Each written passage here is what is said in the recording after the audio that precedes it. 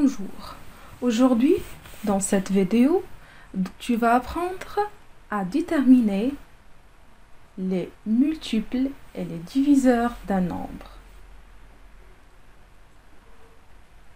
Alors, on commence. Commençons par un petit rappel sur la différence entre un chiffre et un nombre. On appelle chiffre chacun des caractères qui représentent les nombres. Ces caractères sont 0, 1, 2 jusqu'à 9. Comme les lettres de l'alphabet permettent de composer des mots, les chiffres permettent d'écrire des nombres. Par exemple, nous dirons que le nombre 385 est formé des chiffres 3, 8 et 5. Si on considère les chiffres 0, 1, 2, 3 jusqu'à 9 comme représentant des valeurs susceptibles de participer à des calculs des quantités, alors ces chiffres deviennent des nombres. Par exemple, on a 9 boîtes. 9 représente le nombre de boîtes, c'est pas le chiffre de boîte. Du reste, comme tu le sais, elles font partie de l'ensemble des nombres entiers. Qu'est-ce que ça veut dire un nombre entier? Est un nombre sans virgule. Est un nombre toujours positif. Exemple, 0, 1, 2, 3 à l'infini. Prenons l'exemple de 12. 12 est égal à 3 fois 4, ou bien 3 fois 4 est égal à 12. Entre 12 et 3, 12 et 4, 3 et 12, 4 et 12. Alors, 12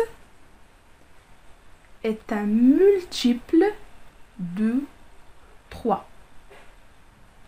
Multiple.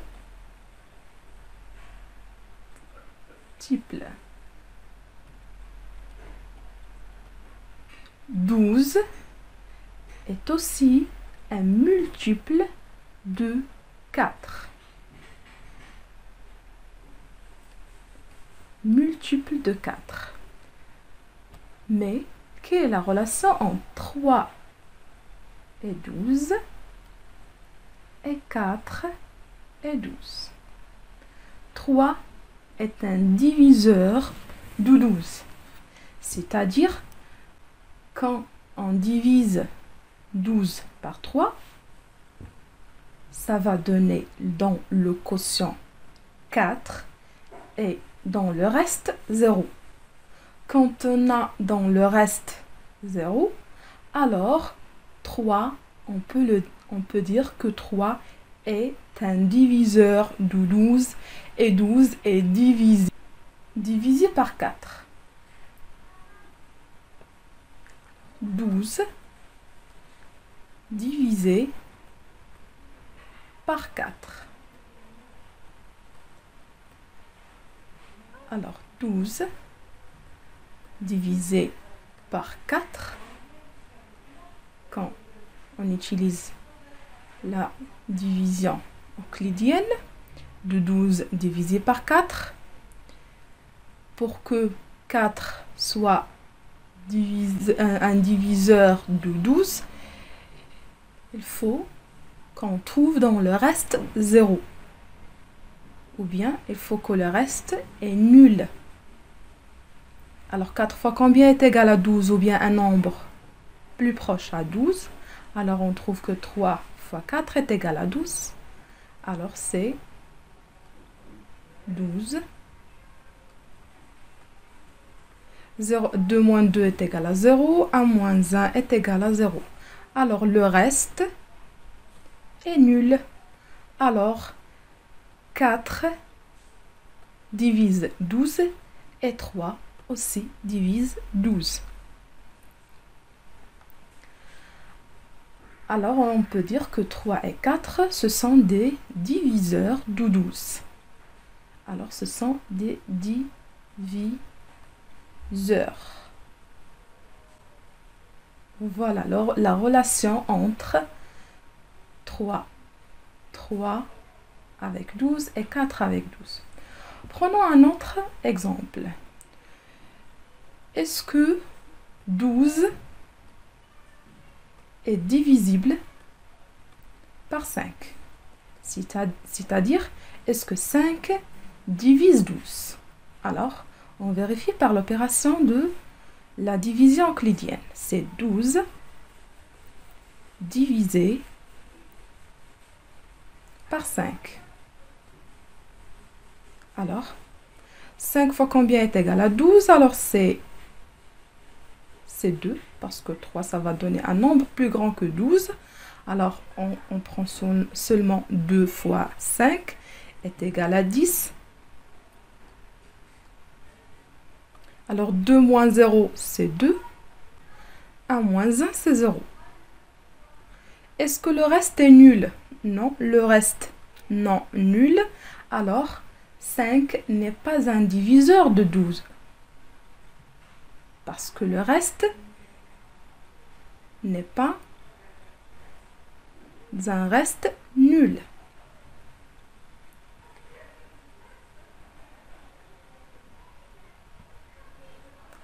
Alors, faites attention ici, on écrit le nombre 9 est un multiple de 1 ou de lui-même, mais on n'écrit pas que le chiffre 9 est multiple de 1 ou bien de lui-même. Les critères de divisibilité. Qu'est-ce que ça veut dire, les critères de divisibilité? Les critères de divisibilité des nombres, ce sont les règles particulières grâce auxquelles nous pouvons dire si un nombre donné est divisible par un autre nombre. Alors, on commence par vérifier par la vérification de la divisibilité par 2. Et divisible par 2, tout nombre se termine par 0, 2, 4, 6 ou 8. Ou ce qui revient au même sans chiffre des unités est 0 ou un nombre pair. Qu'est-ce que ça veut dire un nombre pair? Ce sont les nombres se terminant par 0, 2, 4, 6 ou bien 8. Un exemple, est-ce que 156 est divisible par 2? Alors, on applique la règle. Est-ce que 156 se termine par 2, 0, 4, 6 ou bien 8? Alors, on constate ici qu'on a dans le chiffre des unités 6. Alors, 156 est un nombre pair. Alors, est un nombre divisible par 2. Prenons un autre exemple. 2, 423 608. Est-ce que ce nombre est divisible par 2? Ou bien, d'une autre façon, est-ce que ce nombre est pair? Alors, pour vérifier ce que ce nombre est pair, alors, on vérifie le chiffre des unités. Est-ce qu'on a 0, 2, 4, 6 ou bien 8? Alors, on a 8. Alors, le nombre 423 608 est un nombre pair. Immédiatement, est un nombre qu'on peut le diviser par 2. Alors, et le nombre est divisible par 2. Prenons un autre exemple. 155. Est-ce que 155 est divisible par 2? Ou bien, est-ce que 155 est un nombre pair? Non, 155 n'est pas un nombre pair. Alors, 155, on ne peut pas le diviser par 2. Passons à la vérification de divisibilité par 3. Et divisible par 3 est divisible par 3, tout nombre dont la somme des 6 chiffres, la somme, fais attention, la somme de quoi? De ces chiffres est un multiple de 3 ou bien est un diviseur, on peut écrire soit un multiple de 3 ou bien un diviseur.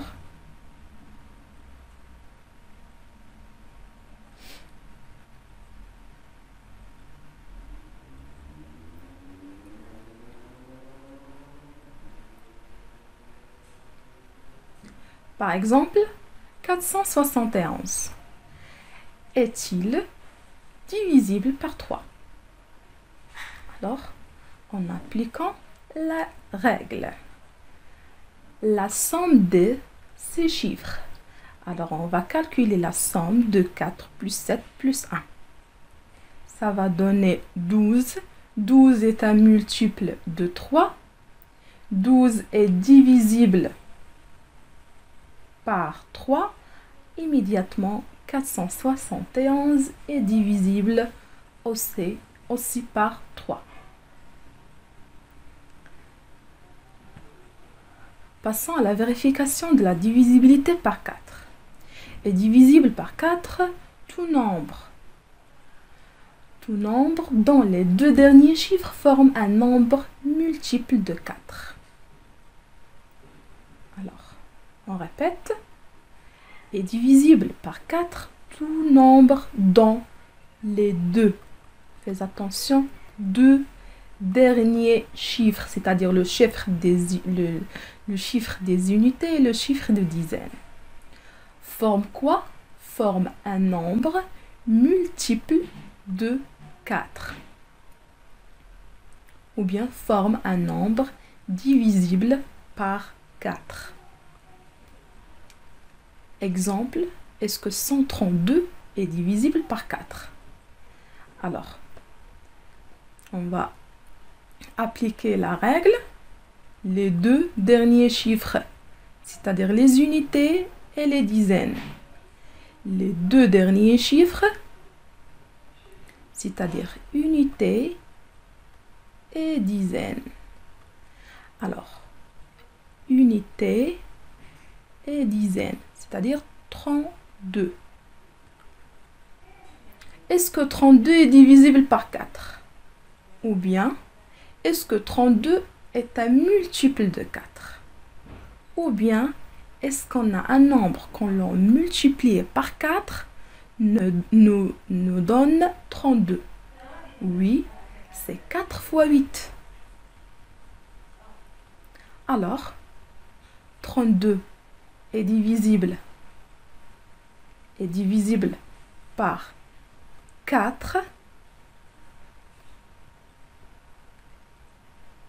Immédiatement, 132 est divisible aussi par 4.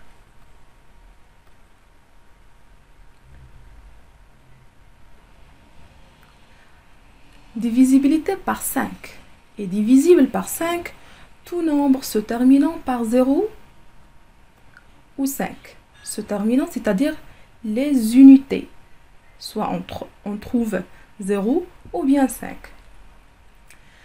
285 est divisible par 5. Toujours la règle. Appliquez la règle. Se terminant par 0 ou 5. Est-ce que les unités, c'est 0 ou 5? C'est 5. Alors, 285 est divisible par 5, par le nombre 5. Pour qu'un nombre soit divisible, on passe à la divisibilité de 6. Pour qu'un nombre soit divisible par 6, il faut qu'il soit divisible à la fois. Fais attention, à la fois. C'est-à-dire en même temps. Par 2 et par 3. Puisque 2 fois 3 égale à 6. Exemple, 423 558. Alors, immédiatement, on a 8 dans les unités, alors c'est un nombre pair. Alors, est un nombre divisible par 2. On vérifiait, vérifions la divisibilité par 3. C'est-à-dire, on va calculer la somme de ces chiffres. Est-ce que ça va donner un nombre divisible par 3 ou bien un nombre multiple ou bien un multiple de 3?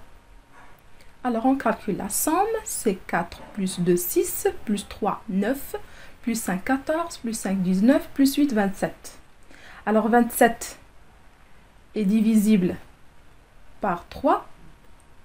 Alors, le nombre est divisible aussi par 3. Le nombre est divisible à la fois par 3 et par 2. Immédiatement est divisible aussi par 6. Alors, pour vérifier la divisibilité par 6, il faut qu'elle soit divisible à la fois par 2 et par 3. C'est-à-dire le nombre, qu'il soit divisible par 2 et par 3. En vérifiant la divisibilité par 10. Est divisible par 10 tout nombre se terminant par 0. Question, ou bien exemple, 450 est divisible par 10. Réponse, oui ou non, en appliquant la règle. Est-ce que ce nombre se termine par 0? Oui, alors 450 est divisible par 10.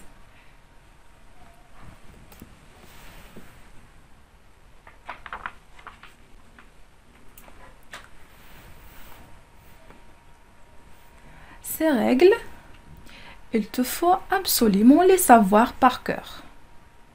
Crois-moi, il n'y a aucune autre solution, car en effet, les sachant par cœur, elles te feront gagner beaucoup de temps au cours d'un contrôle de maths. Et surtout dans les exercices des fractions. Merci.